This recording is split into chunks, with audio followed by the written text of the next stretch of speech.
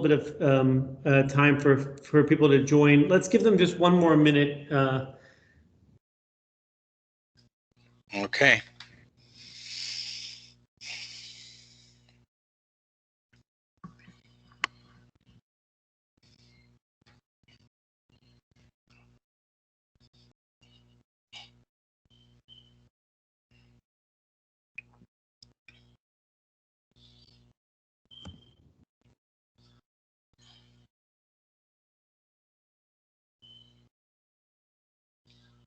Okay, some people are still joining, but I'm going to go ahead and introduce you, Dr. Abdulkadir.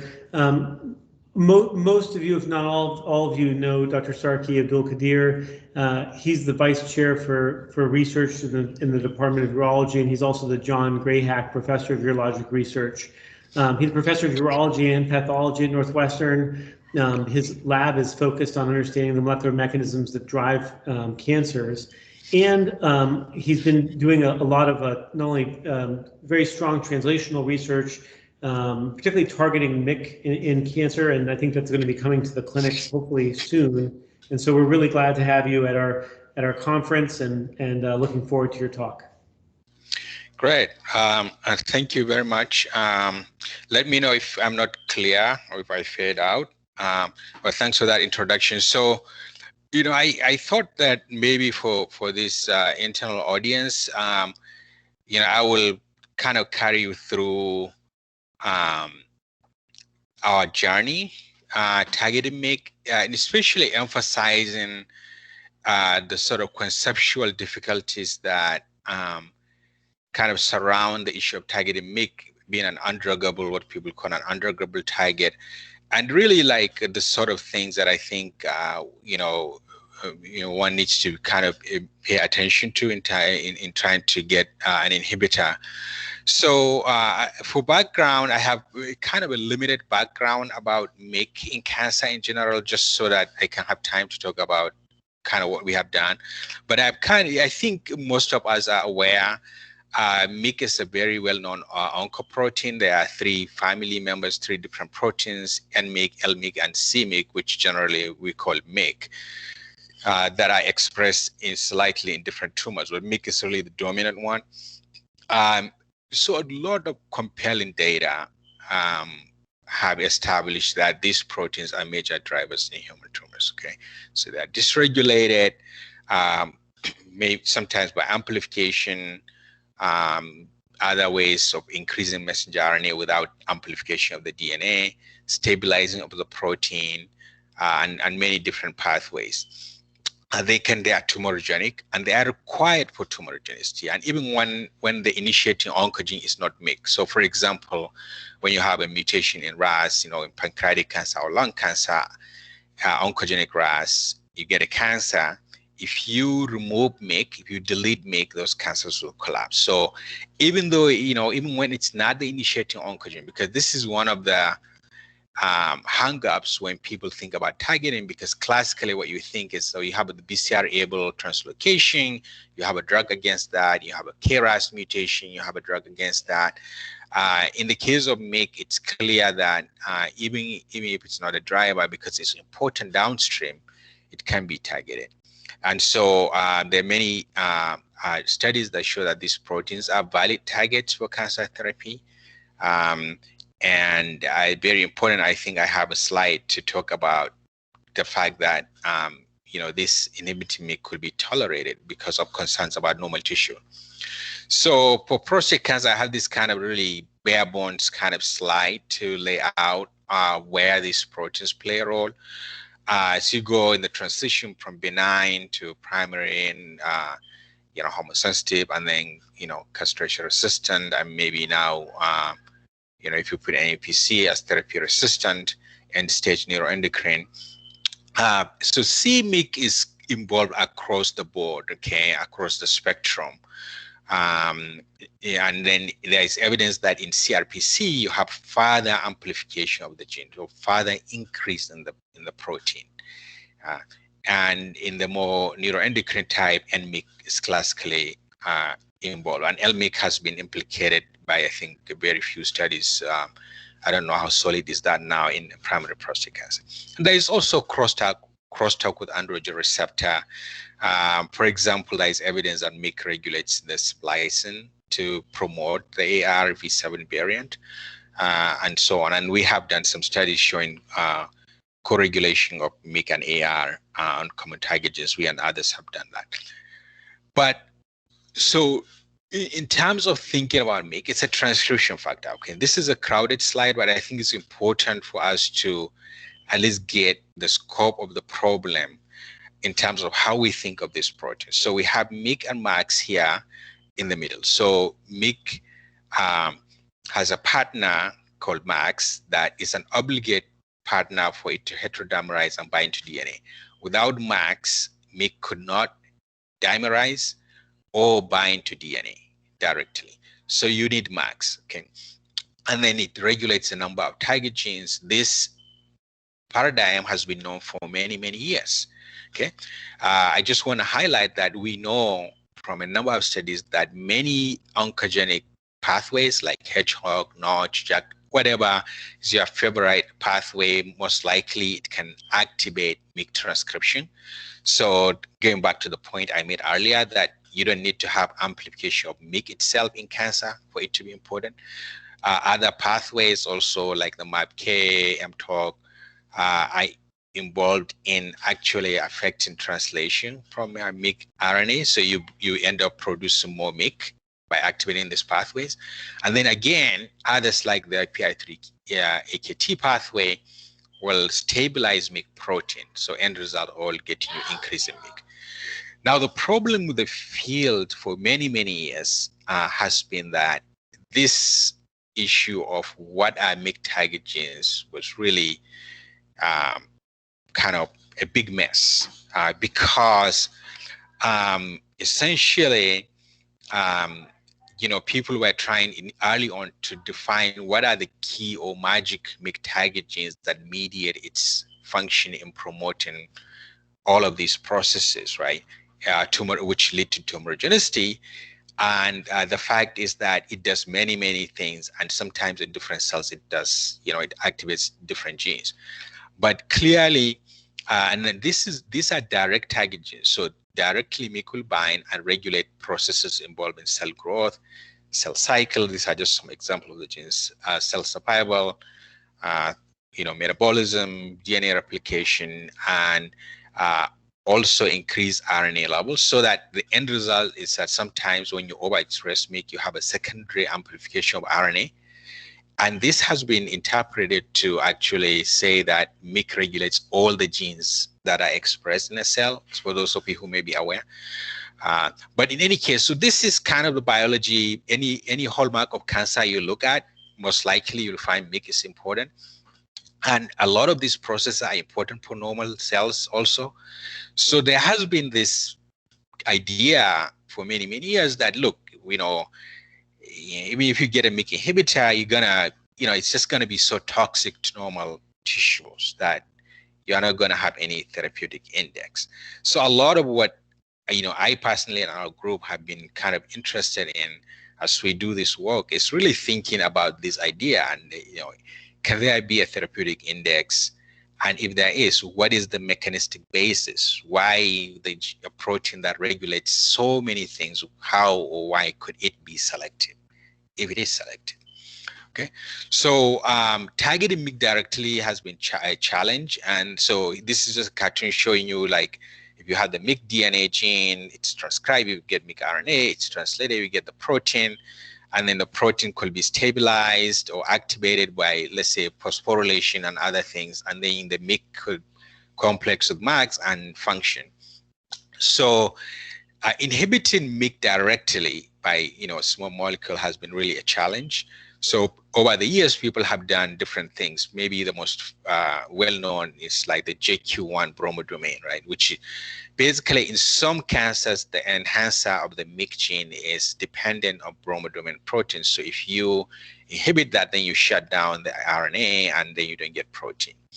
But again, like I said, this is only in some cancers and in some cells. And then there are many other different kind of indirect approaches. So all of these are good, but they are indirect. And so whatever the end result of what you get depends on what else is going on with each of these targets that you target. So there has been a long-standing interest to directly target mix so that you can isolate exactly what's going on there, and not just for therapeutics, but also to understand function. So I think I have probably had accidentally missed some slides, maybe because when I transferred this to for this presentation, but I can give the talk without those slides. So what we did is to revisit. Okay, so over the years, what people have done early on was to set up assays that you find molecules that disrupt MYC-MAX interaction. Okay, reason being that MYC is disordered, and so there is really no nice pocket where you can design a small molecule to bind. So you cannot do that kind of, structure-driven development of inhibitors. Okay, so what people have done many years ago is to say, you set up a yeast-2 hybrid system where you set up an assay where if you screen compounds that disrupt MYC-MAX, you get a signal from the yeast-2 hybrid system. And using those kind of approaches, people have found a number of small molecules that are able to disrupt MYC-MAX interaction. The problem was that basically most of those, or almost all of those compounds, were not really chemically very suitable to become potential drugs. So they are rapidly metabolized, so you can't even get, can't even do mouse studies. And in fact, to be honest with you, one of the main motivations for us to do this work of developing MYC inhibitors was because from my prostate cancer studies, a lot of pathways lead to MYC, and I was really interested in MYC. There are no inhibitors we can use in vivo. I thought that we could do something to generate new compounds that we could use in animal models to answer, to really validate what MYC is doing. So what we did is to set up a screen in silico. And the basic idea behind the screen is that we looked at the literature to find compounds, chemicals that have very good evidence of binding to MYC. Okay. And we generated a pharmacophore of those, which is basically kind of integrating the chemical features of all those. There are about 30 of them. So we defined 5 different features chemically, the pharmacophore, that then we use to interrogate a chemical library in silico. Okay. And because this is in silico, we could actually the idea is to find compounds that have similar features, and because it's in silico, we can look at a large number of compounds. And this is the second point that kind of guided the approach. The hypothesis we made right in the beginning is that since there are examples of compounds that are able to bind to MYC and disrupt MYC-MAX complex formation, if you search, a much more vast chemical universe, you should be able to find similar compounds. And among those, some of them should be able to have features that allow them to survive the metabolic destruction in animals, in mice, so that they are stable in vivo. Okay, so we did that. We screened, initially we started with a library of 32 compounds. And then we removed about 60 million of those compounds because they just didn't have the chemical features of drug-like compounds. So now we know much more than like 15, 20 years ago of what drugs tend to look like. So we remove those. And then we found about 70 hits. Okay, they are all structurally different. And we screened them in vitro. I'm not going to go into that. But when we picked one of them, which we call Min9, and we then made a lot of analogs of that Min9, just make different changes, and we screened those, and we came up with the one that I'm going to first tell you about. Okay, so we have this compound called 361, and because of the chemistry we have done, we also have a negative control compound called 360, which is very, very similar to 361, but it doesn't bind to MYC, but they have pretty much the same atoms. They just a methyl group is just added to a different portion of a ring. But so all of what I have told you so far, the reason why I'm not even going into it is things that people normally will do. They will screen and find something and then they will publish. But we wanted to really, make sure that, what we have, are really good chemical probes that are really binding to MYC, okay? And one of the big questions out there is target engagement, meaning if you have a small molecule that you find that you think binds to a protein, in this case MYC, then what is the evidence that this compound binds to your protein inside cells, okay? Not in vitro where you can have biophysical assays with pure protein and pure compound. Also, if you can do this without modifying the compound, okay, like adding a fluorescent tag, for example, that would be nice because the fluorescent tag may change the features of the small molecule. So if you can do it without modifying the small molecule, that's better. And if you can do it with also modifying your target protein, in this case MYC, so the native MYC that's present in cells and the native, if you will, compound to show inside cells they interact. So Hui-Ying Han in my lab spent about 6 months working on this issue, on this assay, and it was finally able to get this assay working for MYC inhibitor. So this is a cellular thermal shift assay. It's a very simple idea that if you take cells and you heat them in a very controlled way, and then you run Western blots and you measure your particular protein, okay, by Western blot or any other method, the protein will have a specific melting curve, okay? This is what it is. It's going to be denatured, right, with time, and this is very specific for the protein. If you add a small molecule that interacts with your target, it's going to change the biophysical properties of the protein. So now your melting curve can be shifted, either decrease or increase. Okay, and so we see that this compound 361, which binds to MYC, is engaging MYC inside the cell. The negative control compound 360 doesn't do that. The other thing we did is, okay, what are all the proteins that your inhibitor bind to? So we made the biotinylated analog of this compound, and then we did a pull down with streptavidin, okay, in cells. So you pull down MYC, so this is input. Importantly, you don't pull down MAX because, as I said to you, our whole screen is for compounds that disrupt MYC max. So once compound is bound to MYC, it's dislodging MAX. So you don't see MAX. So that's a very important point.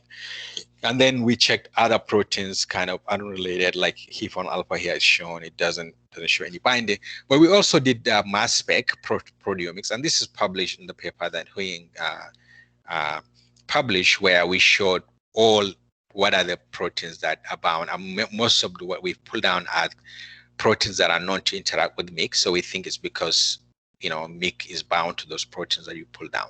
But we put that out there and we publish it just to disclose fully what this compound is. And I might say this is the first time anybody with any potential MYC inhibitor has really done this kind of studies to really look in an unbiased way what it binds to.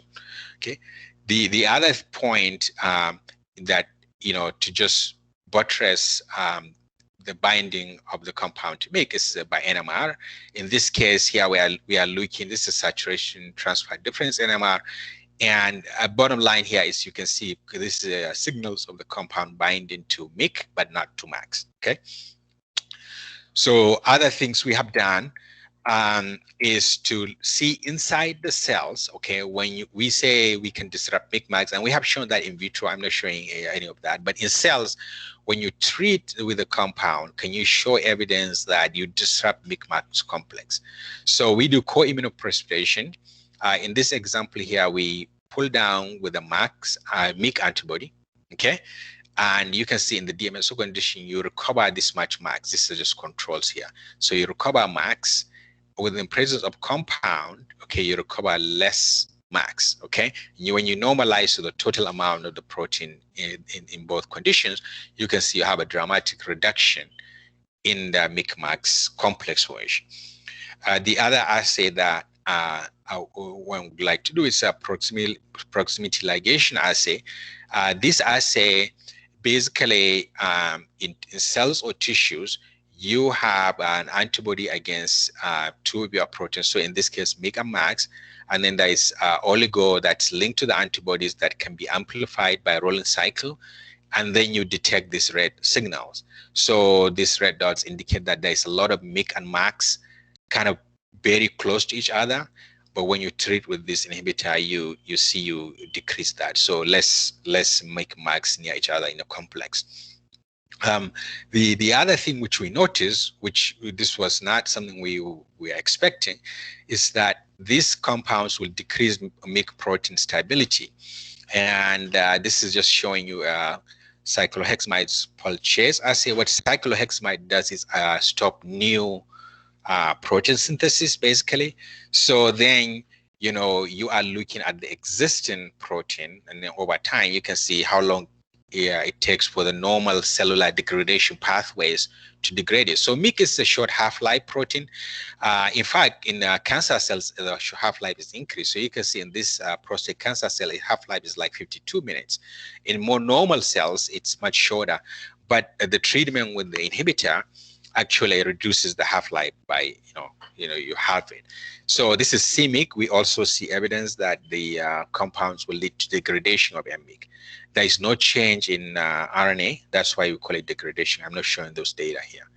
So one of the things we did, which I think could be important in terms of thinking about a biomarker for these compounds, is we decided to look in more detail into how this inhibitor, the MYC inhibitor, is increasing MYC degradation. Okay, so the pathway in which MYC protein levels are controlled in the cell are kind of well studied.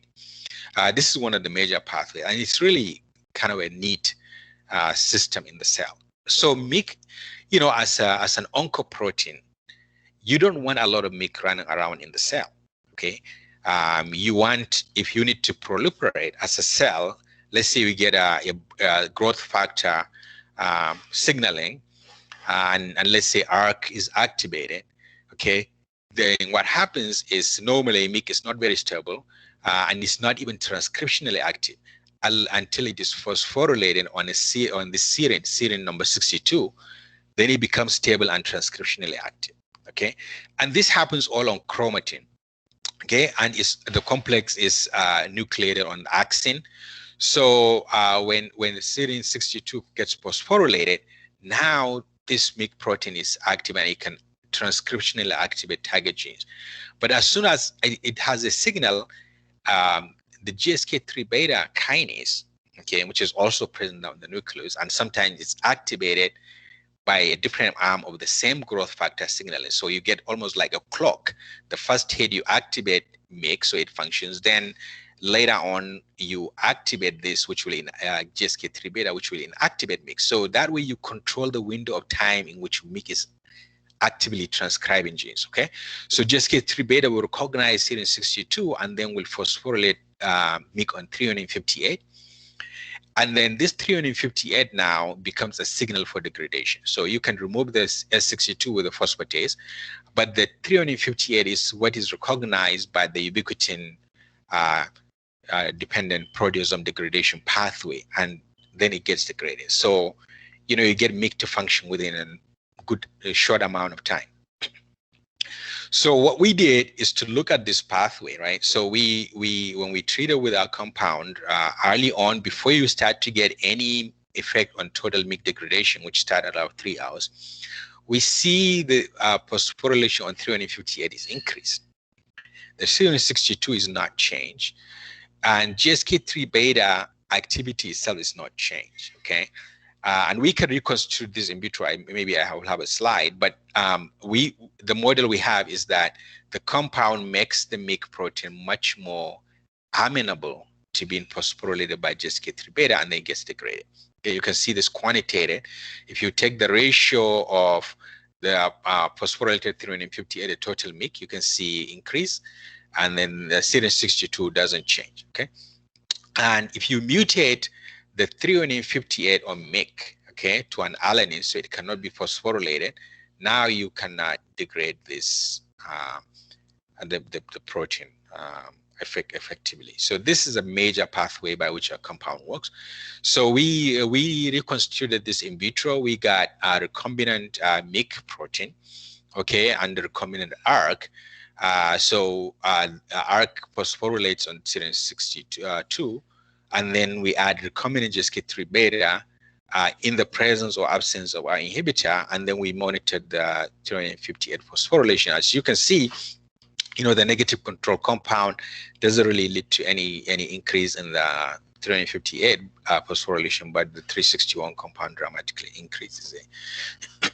So we think this is a direct effect. One of the really nice things is that we can detect this in a robust way in vivo, because they are very high quality antibodies for these phosphorylations that can be detected. Here, if you grow these cancer cells in a mouse and treat with the compound and then take out the tumors, you can see a nice increase in the threonine 58 phosphorylation. So this could be a pharmacodynamic marker. When you give the compound, and you take out the tumor, you can see evidence that your compound has gotten into the tumor and has done its job, which is to interact with MYC and change its function by monitoring for the T58 phosphorylation as an example. Okay, so these compounds do all the things that you would expect a MYC inhibitor compound to do. If you look at RNA-seq, this is, I think, from a prostate cancer cell line. If you treat, if you look at the genes, the most dramatic changes occur in MYC target genes. Okay, so this is by gene set analysis. So, and individually, you can see all the MYC target genes involved in the cell cycle here as an example. They are all dysregulated in the right direction by the MYC inhibitor. So it definitely suppresses MYC transcriptional activity. How selective are these? Early on, we tend to use cell line that we use many different models, including MYC knockout. But one of the ones I really like is this. This is a pheochromocytoma cell line. Okay, so MYC is kind of really is required for the proliferation of essentially almost all cells, just to different extents, including normal cells.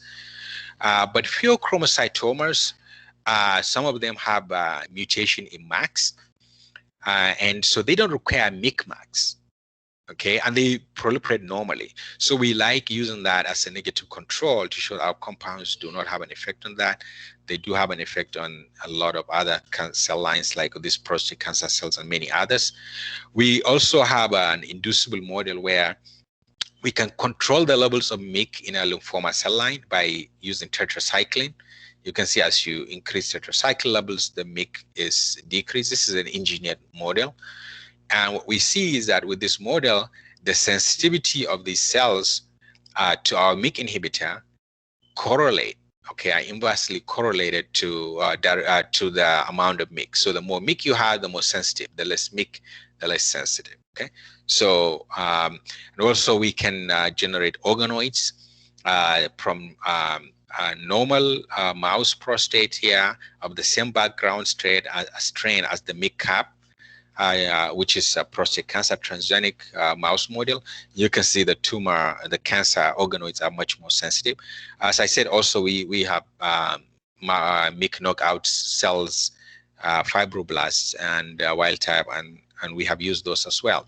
So in vivo, this compound that I've been telling you about, which was like one of our first leads, 361, is quite good at inhibiting tumors. So these are established MYC tumors in the FBB background. So this is immunocompetent, and I will come back to why we thought even from the beginning we liked using that 24-hour screens. So you can see, this is how these tumors grow. Normally they grow, robustly. You do some high dose here, 70 milligrams per kilograms twice daily. I think this one is, or if I'm not mistaken, you get nice response. You wait, the tumors will creep back, and then you can treat with a lower dose. And so this is 100 a day, and then this is 70. And when you look at the tissues, you shut down proliferation, you have some increase in cast space. Okay. However, I want to note that, we knew that this compound is quite potent, but maybe not very well tolerated, because we can see the condition of the mice and the body weight with this higher dose. Even with this dose, it's not going to have a good therapeutic window. So we knew we had more work to do. Okay, but let's come back to the issue of because of the literature where MYC plays a role not only in the tumor cells but also in immune cells.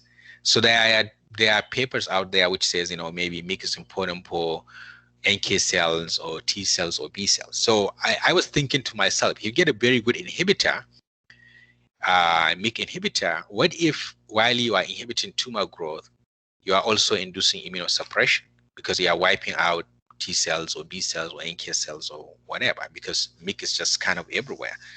So because of that, I wanted to make sure whatever we get right off the bat, we test it in the immunocompetent mice, so we can see the net effect, which is what I just showed you, that in that model, which has, it's not an immunodeficient model, it's immunocompetent. Whatever our inhibitor is doing, the overall effect is good, because we are getting inhibition of tumor genesis. Okay, so that's one of the reasons why we did. The other reason is this, okay, which is kind of summarized here. This is summarizing a lot of different studies, but I think this makes the point nicely. So, people can make models where you can turn MYC on and off in a transgenic mouse, in the liver or in the lymphocytes or, different tissues. And what you see is the same thing all the time, that if you do that, you activate MYC, you get a cancer, it's an oncogene. You get a tumor. If you shut off MYC, then you get nice tumor regression. And you see that what happens is, you have apoptosis, you can see decreased angiogenesis, you can see senescence, all of these things. But it was clear to people that you need an intact immune system to do that. Because if you do this in the background of immunodeficient mice, right, like rag knockout mice that don't have, like the T cells and B cells, whatever, you can get the tumor, and when you remove MYC, you get a response, but it's not as robust and it's not as sustained, indicating that you need the help of the immune system, okay, to clear out the tumors. And this shouldn't be a surprise. And I think this probably, for many anti-tumor agents, just like when you have an infection and you take an antibiotic, having an intact immune system kind of helps a lot to clear the infection. So it's the same kind of idea. So because of all these reasons, we then looked in the tumors from where we treat with our inhibitor. Initially, we just look at CD3 T cell infiltration. We can see a lot of T cells come in, and to our surprise, we also see a very nice, robust upregulation of PD-L1. So these tumors, normally don't have any PD-L1, and we have shown in some other studies that they don't respond to anti-PD-1. But now with the treatment of the compounds, now you get this upregulation. And by flow, we looked, and this is some of what we looked at. You can see you get a lot of CD3, CD4, CD8 NK cells, gamma interferon positive CD4 cells, and IL-4 producing CD4 cells, and many others that I think this has been published. Most of these changes are consistent with, nice inflammation happening. You have recruitment of these immune cells that should be helping to clear the tumor, okay? And we looked in the more distal lymph node to see if there is like a general effect on the immune system. And we didn't see. We have done a huge panel of the same markers, and we didn't see so far anything. We will need to look more closely to see if there are more subtle changes, but we didn't see any evidence. So it was very nice, very encouraging, because at least we can get an anti-tumor effect without kind of shutting down the immune system in general. So what is the mechanism? Why do we get this infiltration and upregulation of PD-L1? This is the model we think is happening. We think that our compound is killing cells by the mechanism of immunogenic cell death. Basically, and this is the evidence, part of the evidence for that, because in vitro, if we treat these cancer cells with our compound, we get a release of HMGB1, release of ATP, and cell surface calreticulin. And what are these? These are your classical danger dumps signals that when they are produced, they do have receptors on immature dendritic cells. So basically what they do is they activate the immune response, okay? So then you get, now production of cytokines and recruitment of a lot of the cells that I showed you earlier. And because of the cytokines that are produced in the area, you can now induce PD-L1 on the tumor cells. So we think that's why we have the induction of PD-L1, because in vitro, our compound doesn't directly cause upregulation of PD-L1 in the tumor cells. Okay, so this happens in vivo only. But so anyway, so what this suggests is that, okay, if you have anti-PD-1 resistant tumor that doesn't even express any PD-L1, you treat with the inhibitor, because of what I just told you, you get upregulation of PD-L1 on the tumor cells. Now maybe you get a response to anti-PD-1. Okay, so we set up to show that, and that's what we see. So this is like using suboptimal treatment with the inhibitor compound, like 2 days on and then 2 days holiday, 2 days on, and then PD-1 also twice a day in alternating. And you can see the single treatments didn't have an effect, but you get a nice nice tumor regression actually while they are on the treatment.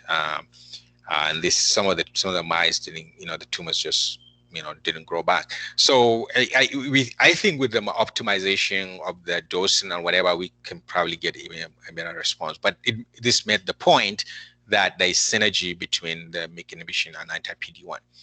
So coming back to the fact that this 361 compound, I told you, is not very well tolerated. So if you look here, we did acute toxicity. We can tolerate, mice can tolerate up to this much, to 40 milligrams per kg.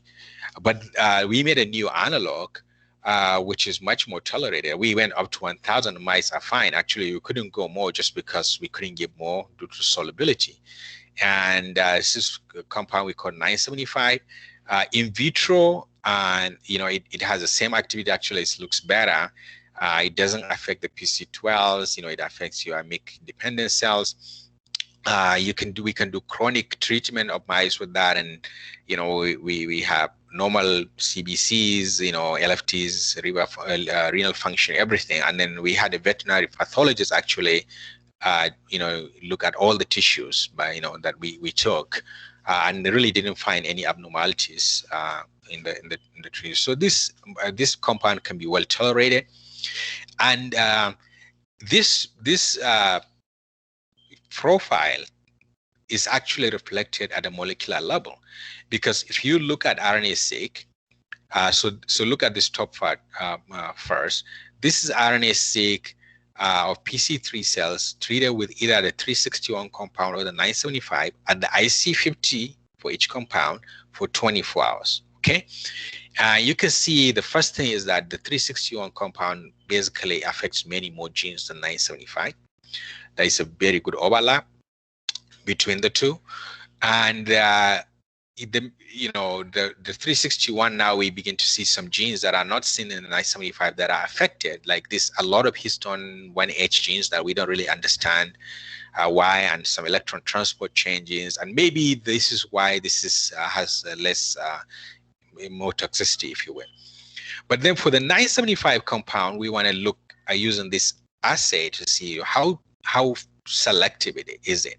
Okay, so we then did this experiment. So this is RNA-seq from an inducible cell line where you can induce MYC levels. So this was published by Chidang, and they did a duplicate experiment and did RNA-seq, and they found this number of genes, the one in the pink here, that are all regulated by MYC. Okay, so we got the exact same line, and we did the exact same conditions like they did. That's the tetra, and the only thing is we did more replicates. Okay, so we got less number of genes, but then there's a huge overlap. Okay, and then if you treat the same cell lines with 975, you get the same overlap as when you do the same cells in different cities, in different labs. So bottom line is our compound by RNA-seq mainly affects MYC target. There is a small this cohort of genes that are unique to the small molecule, and when we look at those, they are all the pathways that are enriched there have to do with response to organic compound. So because these other studies, the tetracycline is in aqueous, it's in water basically. I bet if we were to put tetracycline in the same in DMSO and did this experiment, a lot of this will also show up in the other one. So bottom line is we think this is very, very specific compound. Okay, PK levels are good. You have a good half-life here by IP and by oral. This compound and we've done IP, oral, and IV, and the amount of compound you get is enough to it's multiples of the in vitro IC50, so it's consistent with the activity that we see in vivo.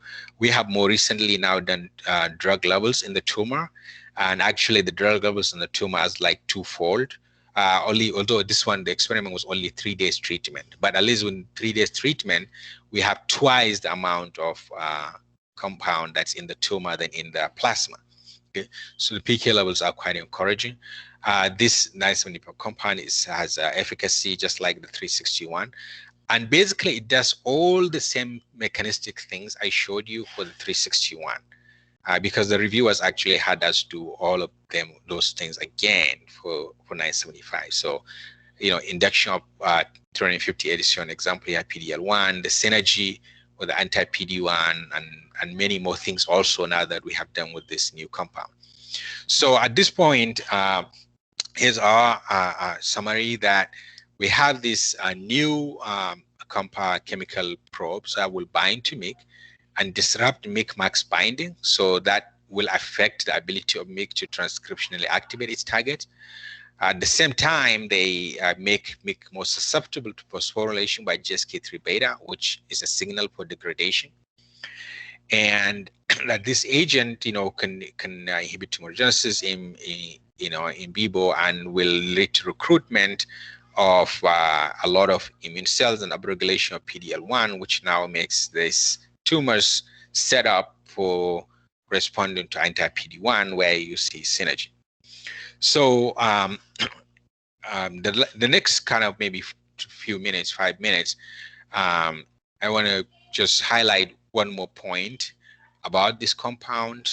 So this relates to why, how can we, how are these inhibitors functioning to allow us to see this kind of nice therapeutic index? Why are we not shutting down all the target genes in normal tissues and so on?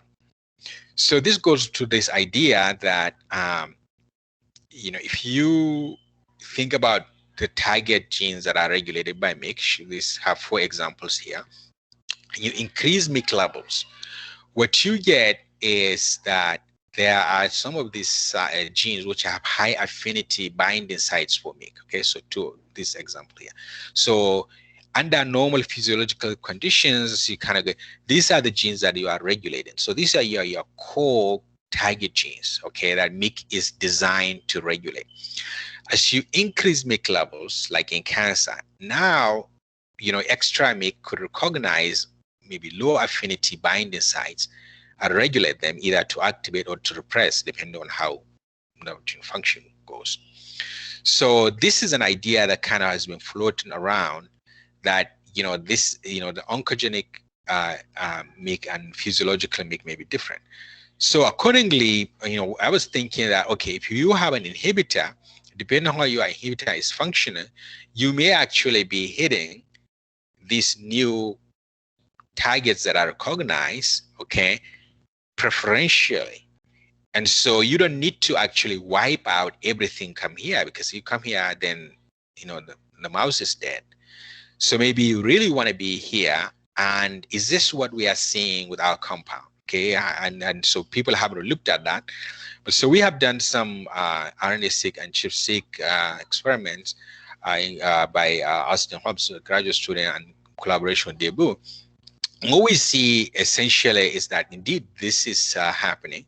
So this is ChIP-seq, okay, this is MYC. Across the genome, you can categorize at least two classes of target genes, one which we call like high affinity and the low affinity. And you can see the low affinity genes are preferentially where you lose MYC binding with your MYC inhibitor compared to the high affinity. You can see this more clearly here. You can see this is the MYC binding here in the promoter of this MCM10 gene, which is involved in DNA replication. And you can see you are wiping out very nicely the MYC binding. And this is the RNA-seq trace. And you can see you suppress that. And these are all the exons here. You lose the expression. By contrast, this target, which is, all these are non-canonical validated MYC targets, by the way. You see a lot of MYC binding. You still have quite a lot of MYC binding, even with drug. And you can see you are not touching the expression. You have nice, robust expression of this target. So this is a high affinity target. Okay. So what is really, really nice about this is when we looked at all these type of genes and we did gene ontology analysis. This kind of low affinity targets, a lot of DNA replication, DNA repair, cell cycle, all the things that you want to inhibit in cancers, right? These ones are mainly ribosome biogenesis. Okay, so a lot of like maybe 50 ribosomal genes, which are all MYC targets, but they are not affected. So we feel that maybe this could actually provide a mechanistic rationale for kind of what we are seeing. We have done a lot of, and some of this is, done in collaboration with some of the, pharma, preparing rather for with Invoke, kind of helping us navigate this. So a lot of medicinal chemistry, phosphorylated compounds, which we have identified with that are more potent, and Polsky actually also has really helped us to do that. We are now about to do PK on 10 compounds that are all more potent than this 975 compound that I showed you, and we've been validating them. We have been doing some combination immunotherapy, anti-androgens, and PARP inhibitors because of this issue that I told you, that this DNA replication and repair issue here. And we have some mechanistic studies that we have a new R1 to look at that I haven't talked about here, on really understanding some another novel aspect of these compounds in terms of what they're doing, and this kind of more development aspects of this that we are. I think you might want to know where we are with that. Really, we are now on the cusp of selecting what is going to be our IND agent, so we can do the IND enabling studies. We have done some work on formulation. We have a good oral formulation for animal studies. We have done more of the PK/PD, including tumor drug levels, like I just said, told you. The synthesis has been scaled. Fortunately, it's only 5 steps in the chemistry, and from what the chemist told me, that's good. So it's not going to be a problem making this, and we have this project also as part of our spore application, and definitely we have an interest in maybe doing some early clinical studies, because the big point is that there have not been direct MYC inhibitors that have gone to the clinic. So I think we can learn a lot in terms of, when you're giving the compound, are you getting target engagement? Is it behaving in the human like the way it behaves in the animal? I think, that's extremely important for us to learn about that. So many thanks to many collaborators. From our side, Hui Han really did a great job of kind of sticking with this project. She's just been recruited by AstraZeneca. Mihai, Barbara, and a lot of people here that I have listed. Gary Shields has been the medicinal chemist who has worked with us on this, with Atul and Habi. And the early computational chemistry was done by Rama Mishra, and now we are collaborating with Debu and his group on some of the genomics. A lot of support from Northwestern, from the Polsky to the Cancer Center, and the New Cures Accelerator, and the PCF and the SPORE. And now the R1 will allow us to do some additional, more basic studies. So this is kind of our story, and this is where we are. So I will be happy to the question. Sorry, I think I went a little bit longer than I hoped, because I always like to leave more time for questions. But any questions, feel free. Sarki, that was it's Ted Schaefer. That was awesome, and thank you for presenting that to our group. I have a quick question for you, which is broad. You glossed over a little bit about some of the innovative approaches you took to actually identify these compounds. But I wanted to know what your thoughts were about this basic approach and how you could potentially use it to identify other compounds that are either of undruggable oncoproteins or other kinds of targets.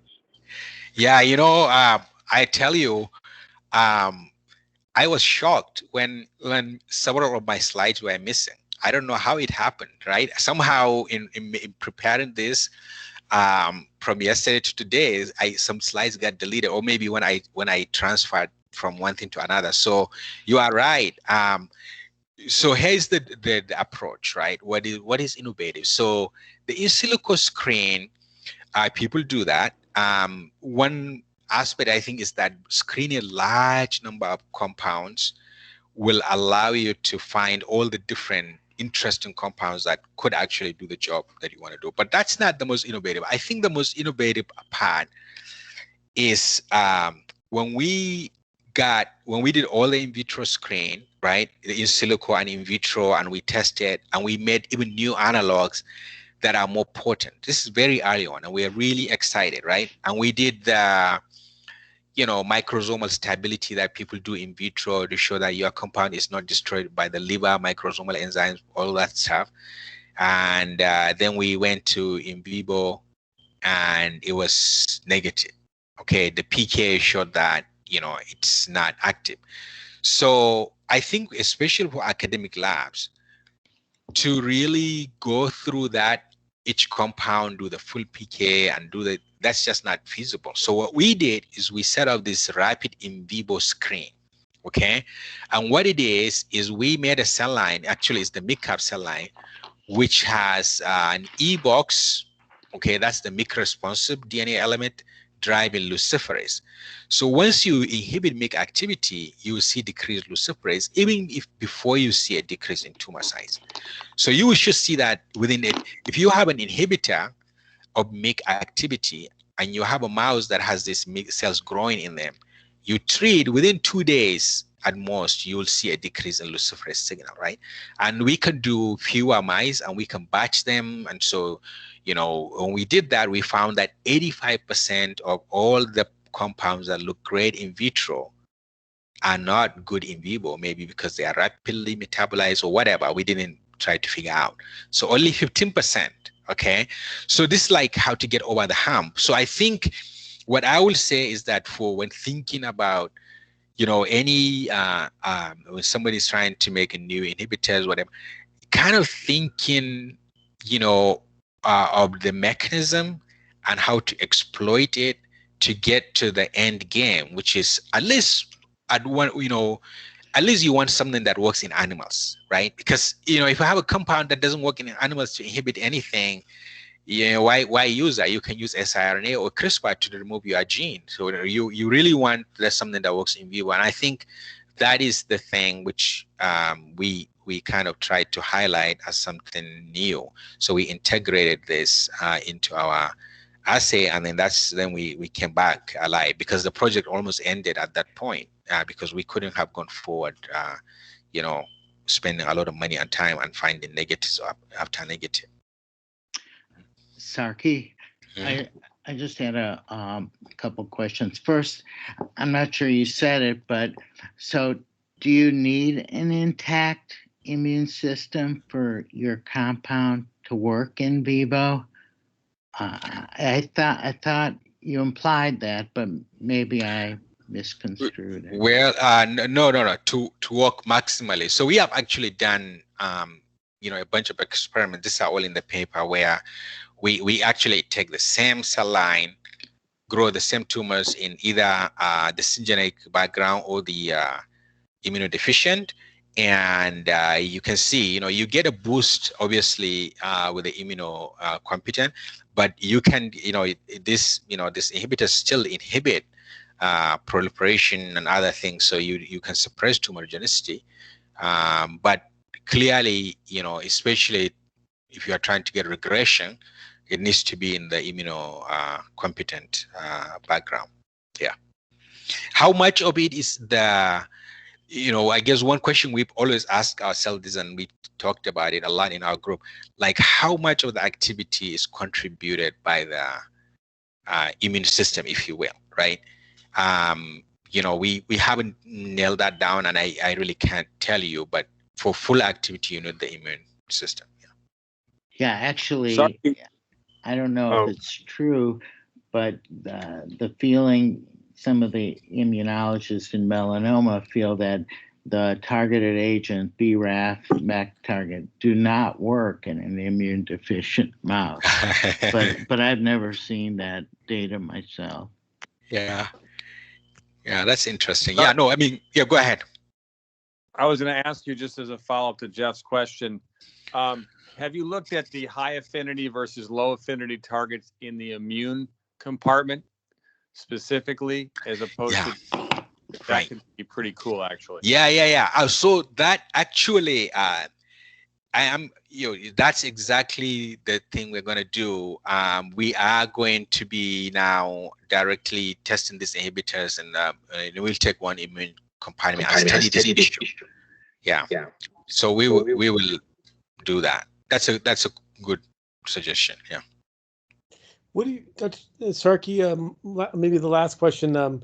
What do you anticipate might be dose-limiting toxicities of the of the drug? As we go forward towards clinical studies, and also I couldn't tell from some of the slide prints. What type of dosing are we thinking about? Okay. Yeah. So first of all, regarding the toxicity, I think that still we need to watch out for the gut, right? Because the rapid turnover of the cells, so a lot of you need a lot of proliferation. A lot of that is driven by MYC and the hematopoietic system.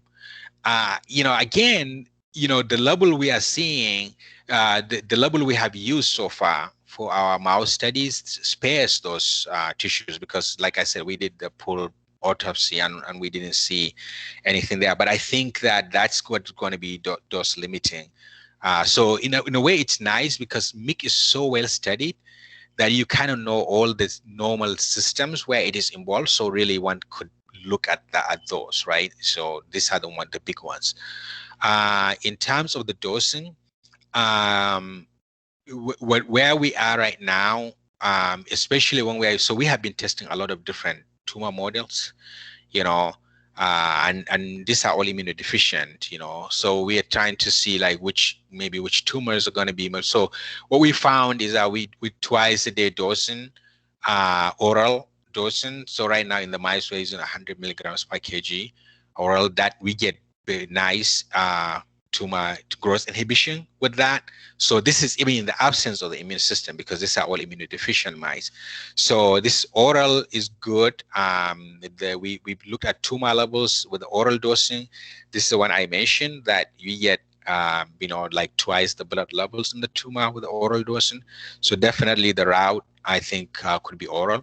As you move along to the translating for a human, I think, with input from all the PK people, maybe once a day or twice a day dosing could be accept fine.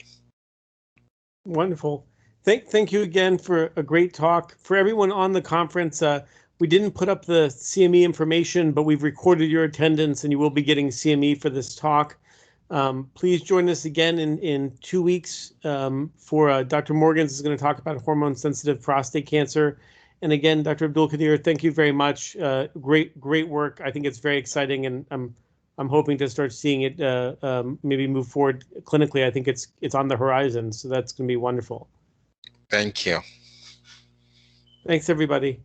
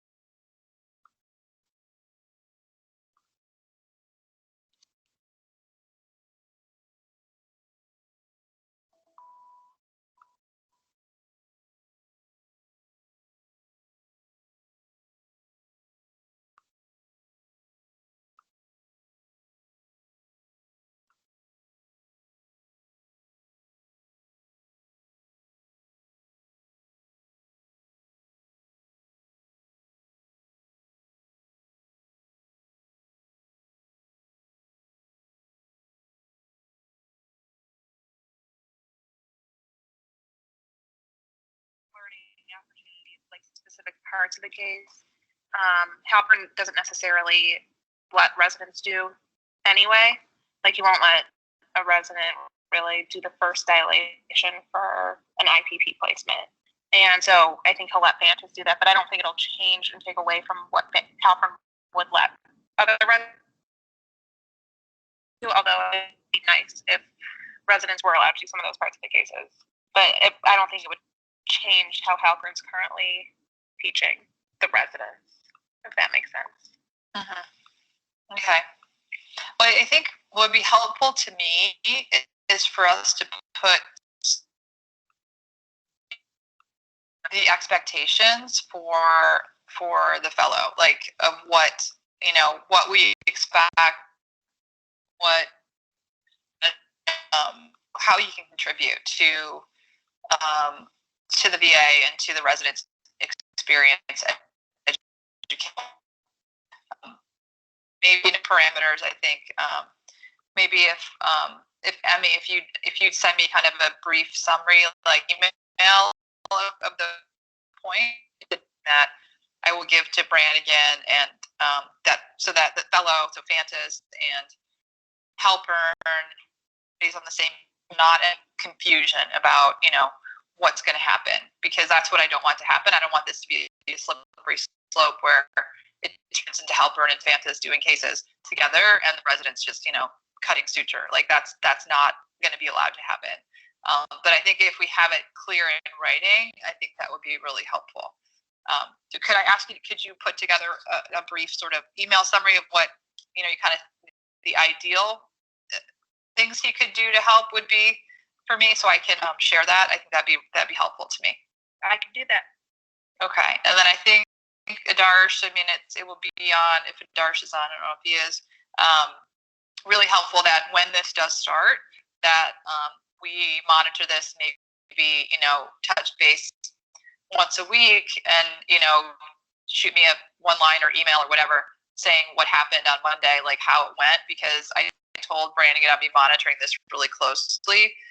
And if there's any issues, then he can, I don't care what he does, but I don't want him to impact your guys' experience there. I really don't. And so that's my big concern. And then there's a new fellow starting in July. So I think if we have clear expectations and that fellow is also clear on what will happen at the VA, then everybody, it should be a win-win for everybody. But like I said, if it's negative for the residents in any way, I will fix it. So I just want to make sure that does. That sounds good. I'll make sure it's followed through with. Great. That's all I have. Anything else? Any other issues, concerns, things we can do for you? Okay, so Neil's is Neil on the line? I hope he's on. He should be, right? I'm here.